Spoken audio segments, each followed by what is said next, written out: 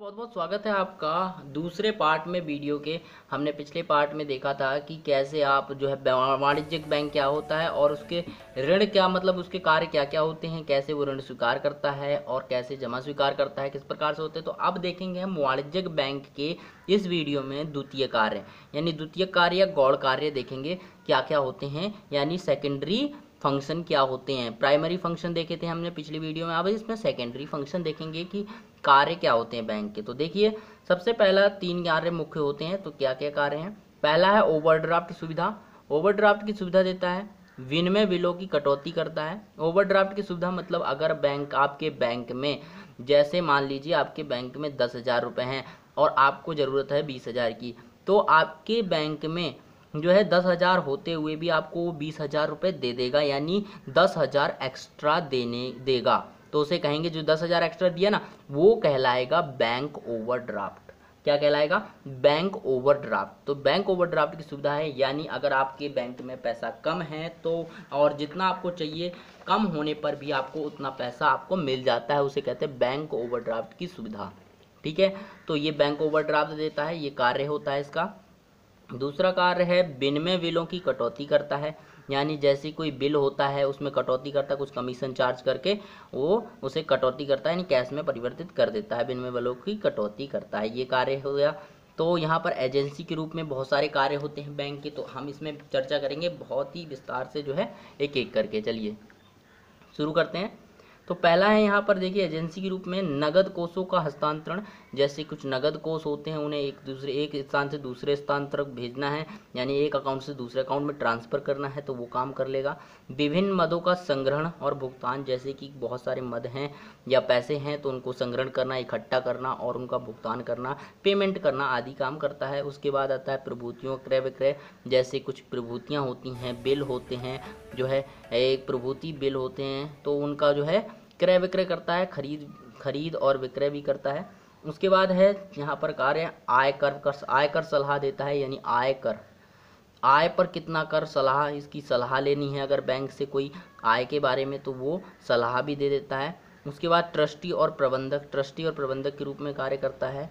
और विदेशी विनिमय का क्रय विक्रय, जो विदेशी विनिमय होता है ना, तो वहाँ पर क्रय विक्रय कार्य करता है। तो बहुत सारे ये जो कार्य हैं एजेंसी के रूप में कार्य करता है बैंक। चौथा नंबर है सामान्य उपयोगिता की सेवाएं भी देता है।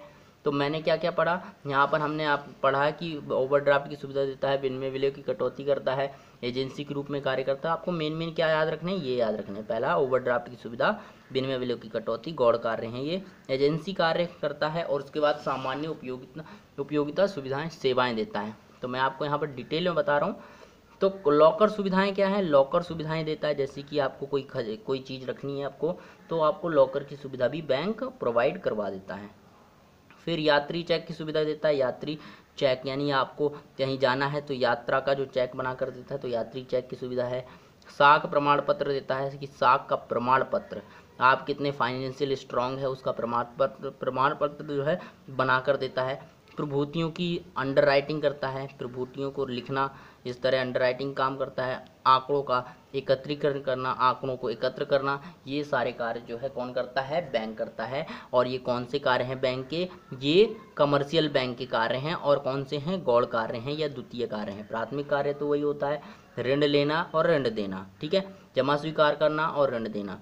और द्वितीय कार्य क्या है? आपके ओवरड्राफ्ट की सुविधा, विनिमय बिलों की कटौती, एजेंसी कार्य और सामान्य सेवाएं उपयोगिताएं देना आदि कार्य होते हैं, ये गौण कार्य हैं। तो आगे बढ़ते हैं और समझते हैं कि इसमें और क्या होता है।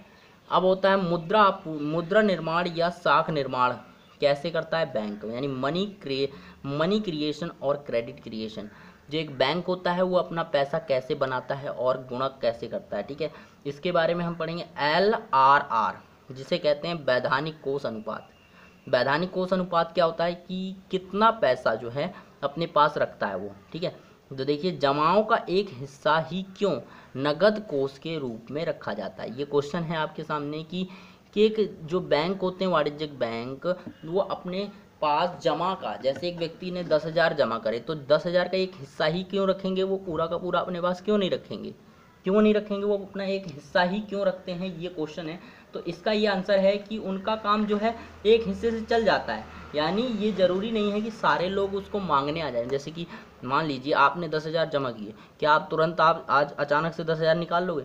तो ज़रूरी नहीं है ना। तो आप उस बैंक में क्या करते हैं, वो एक हिस्सा रखते हैं जिससे उनका काम चल जाता है, क्योंकि सारे लोग एक साथ तो आ नहीं सकते पैसे निकालने के लिए, ठीक है। तो इसीलिए वो क्या करते हैं, जमा का एक हिस्सा नगद कोष के रूप में रखते हैं, इसलिए उनका काम चल जाता है। उसके बाद देखिए मुद्रा गुणक क्या होता है, ये बहुत इंपॉर्टेंट है। मुद्रा गुणक क्या होता है और मुद्रा गुणक से कैसे जो है मनी का मल्टीपल होता है, ठीक है। मनी मल्टीप्लायर, मनी को मल्टीप्लाई करने वाला मुद्रा का गुणक, मुद्रा गुणक। देखिए मुद्रा गुणक क्या है, मुद्रा गुणक क्या होता है, जो कि मुद्रा को गुणा कर देता है। मतलब मुद्रा क्या करता है, मुद्रा को कई गुना बढ़ा देता है, मुद्रा को गुणा करने में मदद करता है, उसे कहते हैं मुद्रा गुणक, ठीक है। तो इसका फॉर्मूला है 1/LRR। LRR क्या था हमारा, वैधानिक कोष अनुपात। वैधानिक कोष अनुपात क्या है, यानी जो हिस्सा अनुपात का, जमा का, जो बैंक अपने पास रखता है उसे कहते हैं वैधानिक कोष अनुपात, ठीक है।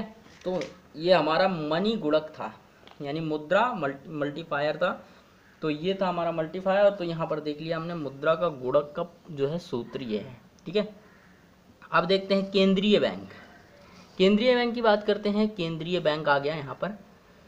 केंद्रीय बैंक क्या होता है, किस प्रकार से इसका कार्य करता है, तो केंद्रीय बैंक की बात करते हैं। तो हमारे देखते हैं केंद्रीय बैंक क्या है, सेंट्रल बैंक। तो केंद्रीय बैंक क्या होता है, केंद्रीय बैंक एक शीर्ष संस्था है जो एक देश की समस्या, बैंकिंग और मौद्रिक ढांचे को नियंत्रित, नियमित और संचालित करता है।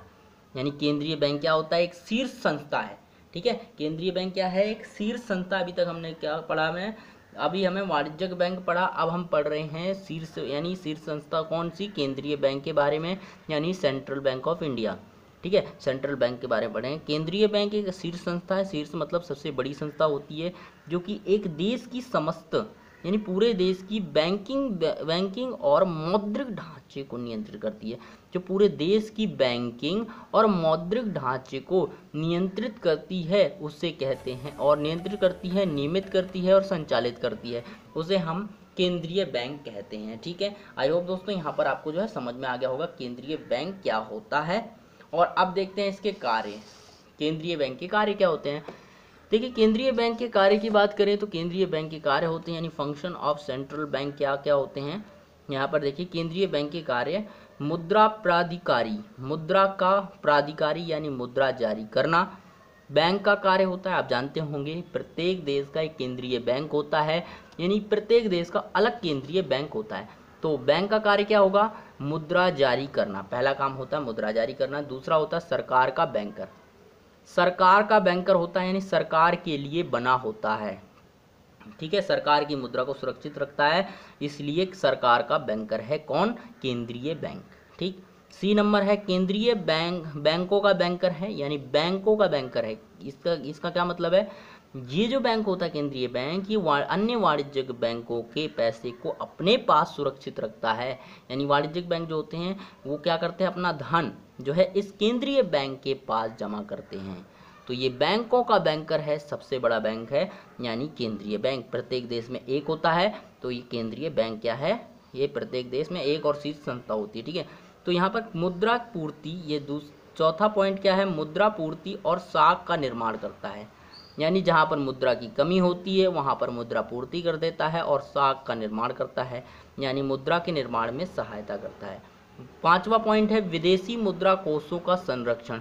जो विदेशी मुद्रा कोष होते हैं उनको संरक्षित करता है, उन्हें सही से बनाए रखता है, विदेशी मुद्रा कोषों का संरक्षण करता है। तो यहाँ पर मेन क्या क्या पॉइंट थे, केंद्रीय बैंक के कार्य क्या क्या होते हैं, ये बहुत इंपॉर्टेंट क्वेश्चन है, ये क्वेश्चन आ सकता है क्योंकि केंद्रीय बैंक के कार्य बहुत इंपॉर्टेंट है। तो पहला है मुद्रा जारी करना, आप सभी जानते हैं, मुद्रा प्राधिधारी जिसे मुद्रा जारी करना कहते हैं। दूसरा है सरकार का बैंकर, यानी सरकार के लिए होता है ये। बैंकों का बैंकर है, दूसरे बैंकों का बैंकर होता है, यानी बैंकों का बैंकर अन्य बैंकों का बैंकर है।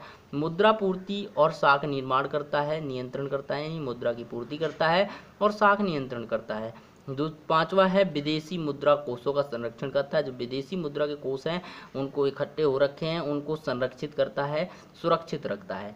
तो ये थे हमारे जो है 6.5 में मुद्रा पूर्ति, केंद्रीय बैंक, सेंट्रल बैंक के जो है कार्य क्या क्या कार्य करता है। आई होप दोस्तों वीडियो अच्छी लगी होगी। वीडियो अच्छी लगी तो लाइक करें, और पहली बार देख रहे हैं वीडियो को तो चैनल को सब्सक्राइब करके बेल आइकन दबा लें, ताकि आपको आने वाली वीडियो समय पर मिलती रहे। तो फिर मिलते हैं एक नई वीडियो में नए टॉपिक के साथ।